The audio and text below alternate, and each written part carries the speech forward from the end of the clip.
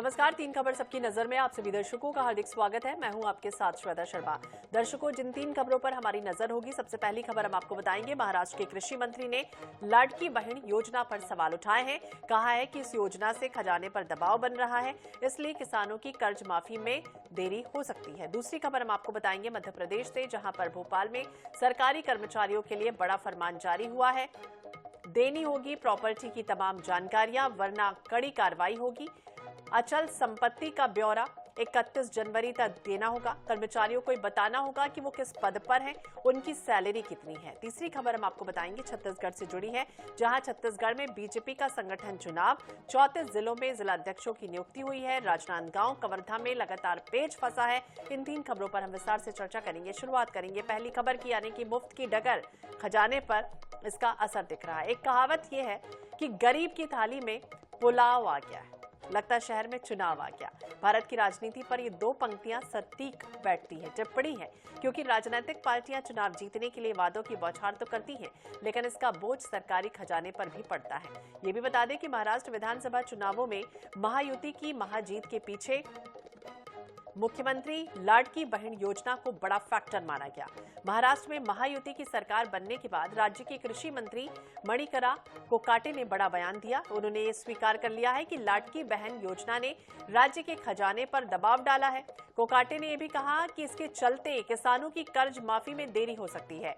ये भी कहा कि लाभार्थियों को इस योजना और नमो महासम्मान योजना के बीच चयन करना पड़ सकता है। सरकार लाभार्थियों की समीक्षा कर रही है। प्रदेश के कृषि मंत्री माणिकराव कोकाटे ने कहा कि महाराष्ट्र राज्य की आर्थिक स्थिति ना तो अच्छी है ना खराब है, लेकिन लाडकी बहन योजना ने सरकारी तिजोरियों पर बोझ डाला है। तो इस तरह की बातें कही जा रही हैं। लाडकी बहन योजना की वजह से किसानों की कर्ज माफी में देरी हो रही है। पुणे में महाराष्ट्र के कृषि मंत्री इस तरह का बयान देते हैं। सरकार ये भी मान रही है कि महिलाएं गलत तरीके से योजना का लाभ उठा रही हैं। किसी की आय अधिक है, किसी के घर में गाड़ी बंगला है और कोई एक से अधिक योजनाओं का लाभ ले रही हैं, और ऐसे में सरकार अब लाभार्थी महिलाओं की स्क्रीनिंग करने जा रही है। कोकाटे ये भी कह रहे हैं कि महाराष्ट्र राज्य की आर्थिक स्थिति ना अच्छी है ना ही खराब है, लेकिन लाडकी बहन योजना ने सरकारी तिजोरी पर बोझ डाला है। इसके चलते किसानों को कर्ज माफी नहीं दी जा सकती। आय बढ़ेगी तो किसानों के मामले में फैसला लिया जाएगा। ये भी कह दिया कि किसान लाडकी बहन योजना के लिए बाधक नहीं है। किसानों के बिजली बिल माफ कर दिए गए हैं। सरकार की ओर से 15,000 करोड़ रुपए अब तक दिए जा चुके हैं। लाडकी बहन योजना के लिए सरकार ने 40 से 42 हजार करोड़ खर्च कर दिए हैं, और इसमें कुछ रकम कम भी है या फिर ज्यादा भी हो सकती है। किसानों की कर्ज माफी इसके बाद तय की जाएगी, लेकिन एक ही सरकारी योजना का लाभ उठाया जा सकता है। अब ये निर्णय लाभ लेने वाली लाडकी बहन को लेना है। ये भी आपको बता दें कि महाराष्ट्र सरकार ने विधानसभा चुनाव से पहले, आपको याद होगा, कि लाडकी बहन योजना को क्रियान्वित करने के लिए ये कह दिया था कि हर महीने जो पात्र महिलाएं हैं उनको बकायदा 1,500 रुपए उनके खाते में ट्रांसफर होंगे, और चुनाव की आचार संहिता लगने से पहले ही दिवाली के तोहफे के रूप में एडवांस में पैसे बांट दिए गए थे, और हर पात्र महिला को कुल 7,500 रुपए का लाभ मिला था। और इसका असर देखिए यही हुआ था, चुनावों में साफ तौर पर दिखा था कि महायुति गठबंधन ने एक बार फिर से प्रचंड बहुमत के साथ सत्ता में वापसी की थी। लेकिन अब ये कहा जा रहा है कि लाभार्थी महिलाओं का रिव्यू होगा। सरकार ये मान रही है कि कई महिलाएं तो ऐसी हैं जो गलत तरीके से योजना का लाभ ले रही हैं, और किसी की आय अधिक है, किसी के घर में गाड़ी है, बंगला है, तो कोई एक से अधिक योजनाओं का लाभ भी ले रही हैं। ऐसे में स्क्रीनिंग होगी बकायदा। अब ये कयास भी लग रहे हैं कि क्या वाकई में आगे आने वाले समय में ये योजना बंद हो जाएगी, जिस तरह से मंत्री जी ये कह रहे हैं। कृषि मंत्री हैं माणिकराव कोकाटे, उनका ये बड़ा बयान सामने आया, और इसके बाद कृषि ऋण माफी योजना से इसे जोड़कर देखा जाने लगा है।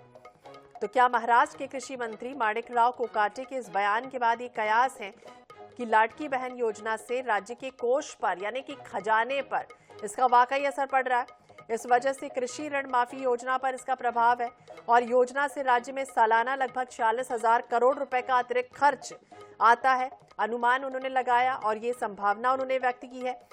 तो लाडकी बहन योजना को एकनाथ शिंदे के नेतृत्व वाली पहली की सरकार ने पिछले साल अगस्त में शुरू कर दिया था, जिसमें प्रति महीने 1,500 रुपए की आर्थिक सहायता तमाम महिलाओं को मिल रही है और विधानसभा चुनाव के दौरान इसे बढ़ाने की भी घोषणा कर दी गई थी। ये कहा गया था कि भाई 1500 से ज्यादा बढ़ा दिया जाएगा, लेकिन महायुति गठबंधन के द्वारा इस तरह की घोषणा हो गई।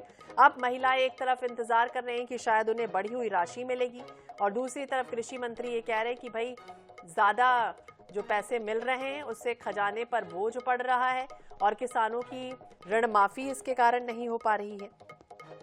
तो कई तरह की बातें कही जा रही, लेकिन चुनाव परिणाम के बाद ये भी कहा जा रहा था कि नवंबर 2024 में राज्य में विधानसभा चुनावों में सत्तारूढ़ गठबंधन महायुति की जीत में इस योजना ने अहम भूमिका निभाई। वरिष्ठ पत्रकार ब्रिजमोहन पांडे जी हमारे साथ जुड़ गए। ब्रिजमोहन जी, बहुत बहुत स्वागत है आपका INH 24/7 पर। अब एक ऐसी योजना जिसके सारे पहले तो पार्टी जीत जाती है, लेकिन अब उसी योजना पर पलीता लगाने की भी तैयारी हो रही है, क्या कहेंगे? मैडम, चुनाव जीतने के लिए जिस तरह से सरकारें रेवड़ियां बांट रही है, कहीं आर्थिक पक्ष से देखें तो कहीं न कहीं राज्य के लिए ठीक नहीं है, चाहे वो केंद्र सरकार की हो चाहे राज्य सरकार की हो। अब आप देखें ना कि लाडली बहन योजना पहले मध्य प्रदेश सरकार ने शुरू किया, अब उनकी आर्थिक स्थिति चरमरा रही है। कहीं न कहीं से आवाजें उठ रही कि योजना को बंद करना चाहिए क्योंकि सब डेवलपमेंट के प्रोजेक्ट रुक जाएंगे। महाराष्ट्र में भी यही हुआ। महाराष्ट्र में लोकसभा चुनाव हारने के बाद महायुति सरकार ने लाडली बहना योजना शुरू की। महिलाओं के खाते में 1500 रुपए जमा किए गए। उनकी फार्मों की कोई स्क्रूटनी नहीं है, जिसने भी फार्म दिया सबको उन्होंने पैसे दिए। अब उनके साथ समस्या रही है, बोल रहे हैं कि स्क्रूटनी करेंगे, जो पात्र होंगे उन्हीं को देंगे।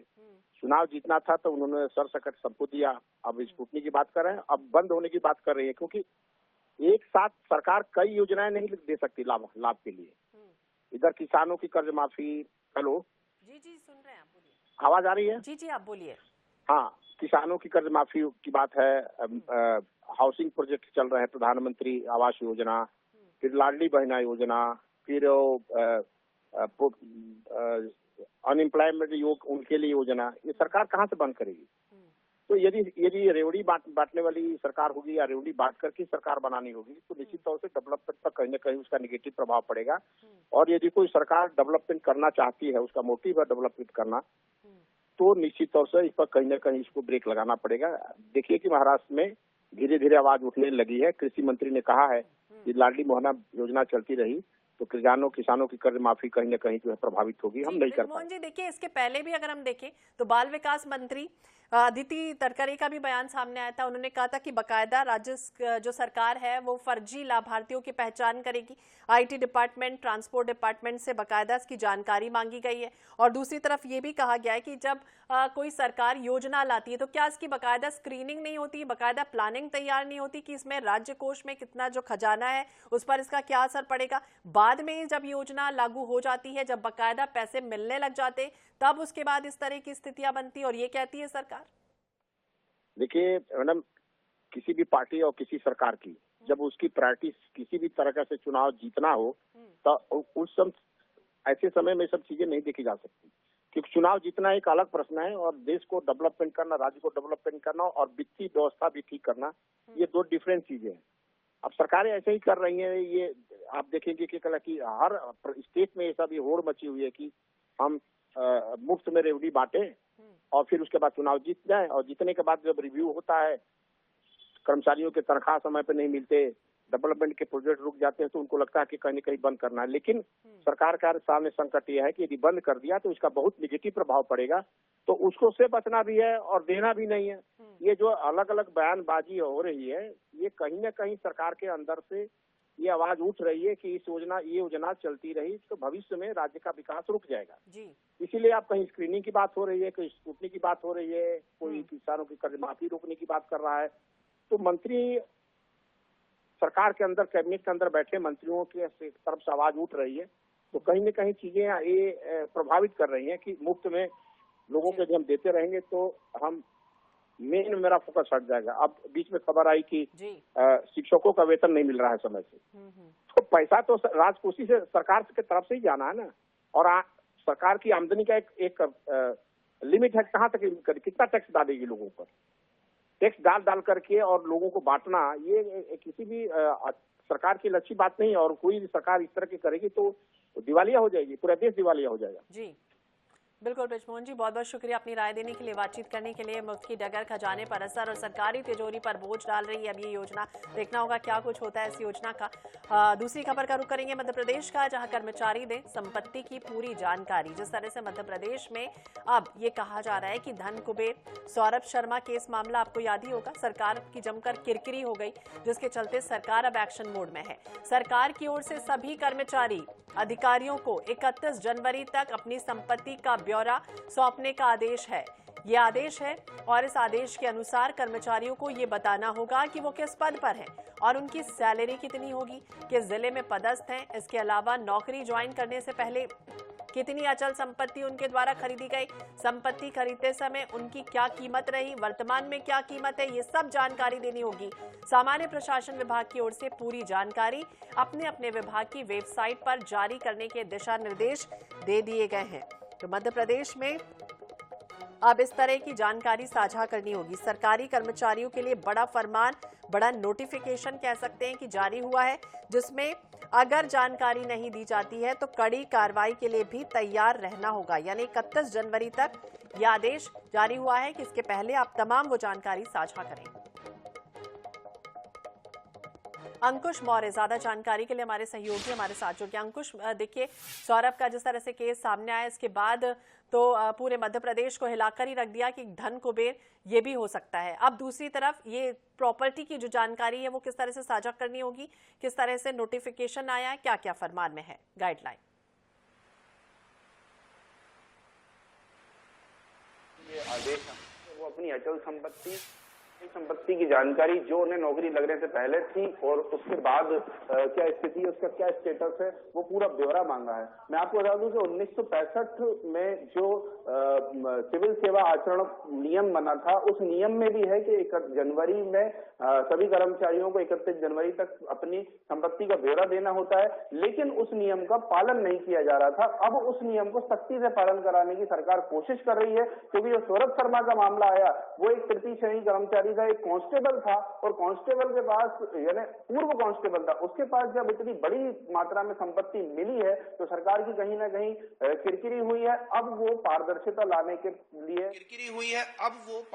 लाने के लिए तत्पर है सरकार दिखाना चाहती है कि पारदर्शी तरीके से हमने अपने कर्मचारियों का ब्यौरा मंगाया है, उनकी संपत्ति पर नजर रखी जा रही है, कहीं अकूत कोई दौलत तो नहीं कमा रहा है, बेनामी संपत्तियां तो नहीं कमा रहा है। हालांकि अब देखना होगा कि सरकार के सख्त आदेश का पालन कर्मचारी कितना करते हैं, उनको जानकारी वेबसाइट पर अपलोड करनी है। सरकार ने यह व्यवस्था भी की है कि उनको एक टोल फ्री नंबर भी जारी किया है, जिस पर वो फोन लगाकर भी पूछ सकते हैं कि वेबसाइट में अगर अपलोड करने में कोई दिक्कत आ रही हो कर्मचारियों को तो उसमें भी उनको मदद मिलेगी। टेक्निकल लोग उसमें मदद करेंगे टेक्निकल रूप से, और कर्मचारियों को अब ये लगता है कि पूरी जानकारी ब्यौरा अपने वेबसाइट पर डालना ही पड़ेगा। हालांकि फिलहाल जो आदेश जारी हुआ है वो तृतीय श्रेणी कर्मचारियों के लिए हुआ है। देखना होगा कि उच्च अधिकारियों के लिए कैसे आदेश अगर जारी करती है सरकार, तो कैसे आदेश जारी करती है, कब आदेश जारी करेगी, क्योंकि निचले स्तर पर ऊपर से नीचे तक भ्रष्टाचार के आरोप लगते आए हैं। निचले स्तर पर तो कसावट हो जाएगी,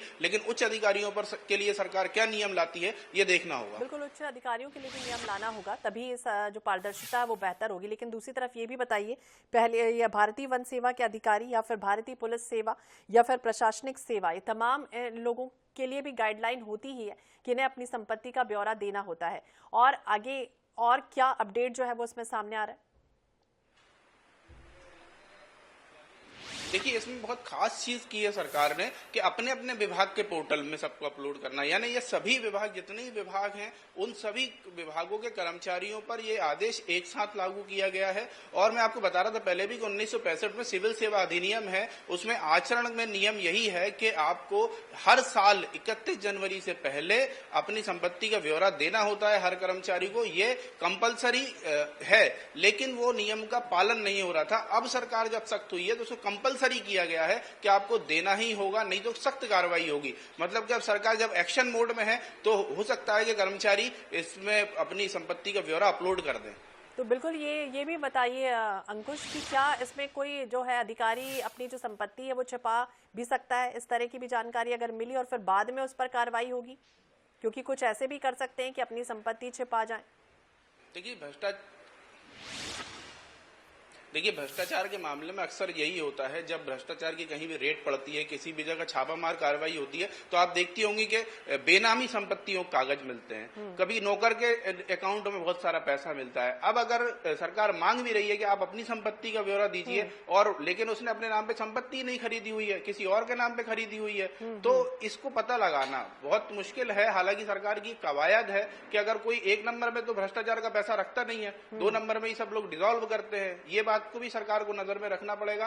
बेनामी संपत्ति अगर उसने जुटाई है तो उसके लिए तो कोई दूसरा ही रास्ता अपनाना होगा। हालांकि कई कर्मचारी ऐसे भी हैं जिनका वेतन कम है लेकिन करोड़ों के घर में रह रहे हैं, उन लोगों के लिए ये वाकई दिक्कत वाला काम है कि अगर वो संपत्ति का ब्यौरा देंगे तो सरकार को कुछ चीजें सामने तो आएंगी। बिल्कुल, क्या चीजें सामने आती फिलहाल देखना होगा। जो अच्छे हैं वो तो अपनी संपत्ति का ब्यौरा दे देंगे, लेकिन जो वाकई में भ्रष्ट है अधिकारी हैं वो किस तरह से अपनी संपत्ति छुपाते हैं या बताते, फिलहाल देखना होगा। नजर बनाए रखिए अंकुश, बहुत बहुत शुक्रिया बातचीत करने के लिए और जानकारी देने के लिए। तो सरकारी कर्मचारियों और अधिकारियों को अपनी संपत्ति का बकायदा ब्यौरा देना होगा। चलिए अब बात करेंगे छत्तीसगढ़ की, क्योंकि क्यों फंसा है आखिरकार पेच। जिस तरह से बात की जाए छत्तीसगढ़ की, बीजेपी ने 36 में 34 जिला अध्यक्षों की नियुक्ति कर दी।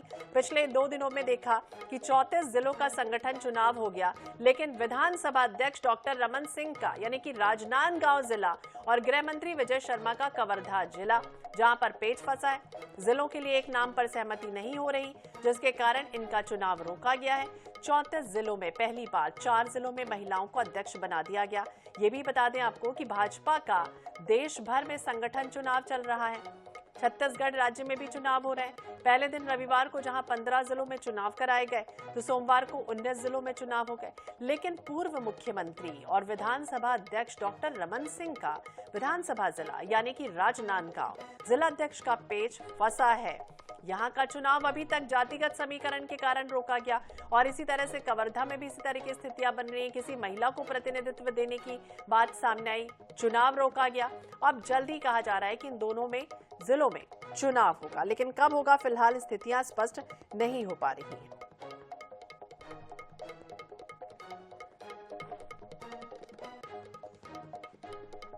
तो छत्तीसगढ़ में भारतीय जनता पार्टी का संगठन चुनाव एक तरफ हो रहा है, और इसके तहत बूथ और मंडल चुनाव होने के बाद जिला स्तर की इकाइयों के लिए निर्वाचन की प्रक्रिया चल रही है।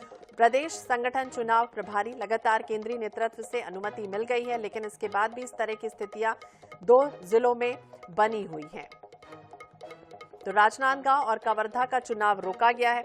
निर्वाचन अधिकारी ये कह रहे हैं कि राजनांदगांव और कवर्धा जिले का चुनाव रोकने के पीछे संभावना यही है कि अगर 8 तारीख को बातचीत कर यह तय हो गया तो 9 तारीख को चुनाव हो सकता है। बीजेपी के मीडिया प्रभारी सह प्रभारी है अमित चिमनानी जी हमारे साथ जुड़ गए। अमित जी, बहुत स्वागत है आपका INS 24/7 पर। और आखिरकार क्यों फंस रही है स्थितियां इस तरह की? संभावना राजनांदगांव हो या फिर कवर्धा हो, पेच फंसा हुआ नजर आता है, क्या कहेंगे? इसमें फंसने जैसा कुछ नहीं है, और छत्तीसगढ़ उन प्रदेशों में है जिसने राष्ट्रीय स्तर पर संगठन के चुनाव करवाने में सबसे ज्यादा तेज गति से काम करने का रिकॉर्ड बनाया, और दिल्ली में इसकी प्रशंसा भी हुई है अन्य प्रदेशों की तुलना में। हमने यहाँ मंडल अध्यक्षों का चुनाव कर दिया, जिला अध्यक्ष भी केवल 2 ही रह गए।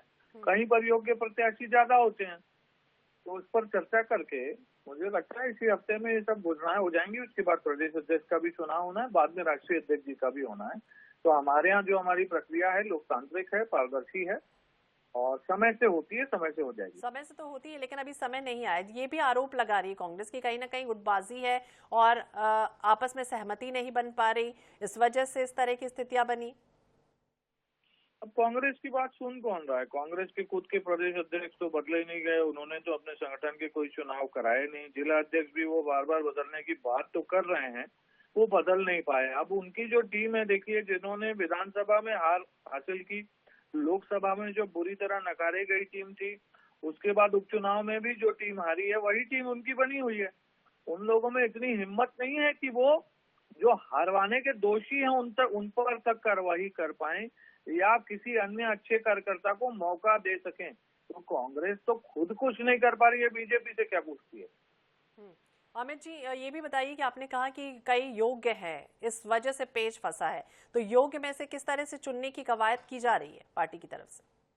मैं फिर कहूंगा कि पेच फंसने जैसा विषय क्यों आता है। पेच फंसना किसको कहते हैं? कोई 1 साल के लिए नियुक्ति चल गई ऐसा तो है नहीं। हमारे जो तय सीमा हमको राष्ट्रीय संगठन से मिली है, उसी तय सीमा पर हम सेलेक्ट कर रहे हैं। उसमें हमने 34 को घोषित कर दिया, 2 रह गए। उसमें अगर हमारे पास विचार मंथन करने के लिए समय है और हम कर रहे हैं, तो उसमें मुझे गैर वाजिब बात तो कोई लगती नहीं। लेकिन अब ये स्थितियां बन रही, क्योंकि ये आरोप भी कहीं ना कहीं लग रहा है कि बार जब सब जगह हो गया तो फिर ऐसी स्थितियां क्यों बनी कि पूर्व सीएम की जगह वो जिला राजनांदगांव और गृह मंत्री का भी जिला कवर्धा, जहां पर इस तरह की रुकावट है। आखिरकार रुकावट की वजह को खोजने के लिए कोई तैयारी अब पार्टी अपनी तरफ से कर रही है? हर जिले में, हर जिले से हमारा कोई ना कोई बड़ा नेता आता ही है। उसमें पूर्व सीएम और आपने डिप्टी सीएम का कह दिया, फिर दूसरे डिप्टी सीएम का अलग एक क्षेत्र है, हमारे इतने वरिष्ठ मंत्री हैं उनका क्षेत्र है, हमारे संगठन के बड़े नेता हैं उनका क्षेत्र है। तो ऐसे में किसी नेता की जगह किसी नेता के यहाँ कोई काम रुका ऐसा नहीं है। और दूसरा, हमारे पास बहुत सारे ऐसे तरीके होते हैं जिनसे अगर मान लो हमारे को साधारण तरीके से कोई बात नहीं हो पा रही है, तो उसका अपना एक प्रोसेस है, वो प्रोसेस फॉलो किया जाता है। उसके लिए संगठन ने प्रभारी बना के रखे हैं, अपील की समितियां बना के रखी हैं।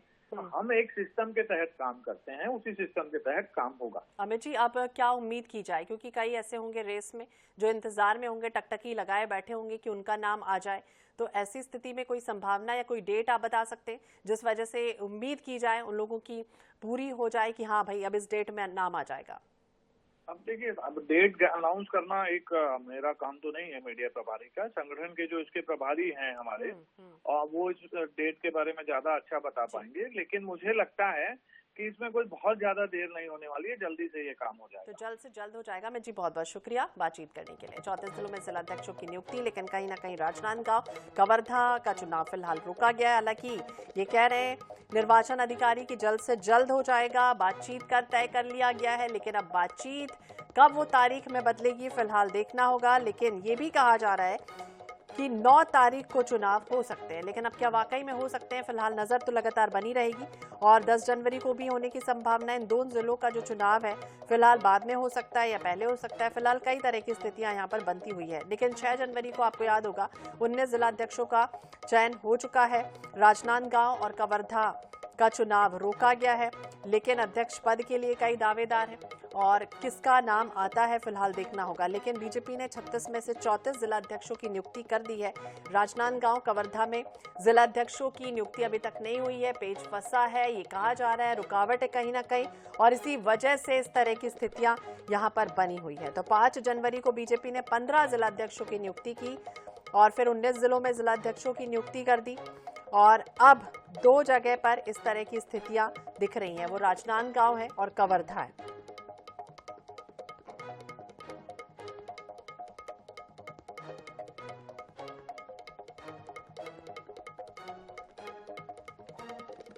तो 5 जनवरी को रायपुर शहर जिले के भाजपा अध्यक्ष पद के लिए उच्च नेतृत्व ने रमेश ठाकुर का चयन किया और वहीं रायपुर ग्रामीण से भाजपा अध्यक्ष पद के लिए श्याम नारंग का चयन कर दिया गया। कांकेर से महेश जैन का चयन हुआ, तो भिलाई के भाजपा अध्यक्ष के लिए पुरुषोत्तम देवांगन का चयन हुआ है। दुर्ग से सुरेंद्र कौशिक का चयन हुआ है। और इसी तरह से अगर देखें तो बीजापुर के लिए भी अलग अलग नाम जो है वो तय कर दिए गए।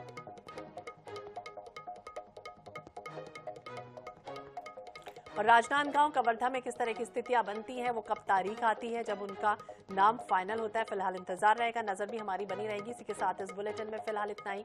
बाकी अपडेट्स के लिए आप देखते रहिए INH 24/7। नमस्कार।